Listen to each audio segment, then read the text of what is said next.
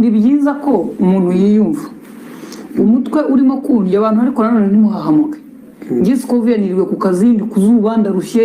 nkumva umutwe urandya ako kanya ngavuga ngo ndarwaye ariko no kubanza kumenya niba umutwe undiye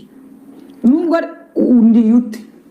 urebye hari cyawuteye wowe wagize ugahahamuka ariko uwigisha kwiye kuba ari hagati aho akazana njye utazi urwego biriho akazana nawe ubizi akadufasha kumva ibintu njya ngo abanyamadini nkuko nabivugaga iyaba barize ari imfura bose kandi bakagereza kubishyiramo imbaraga tuba tudagikeneye kujya kwivuza agahinda gakabije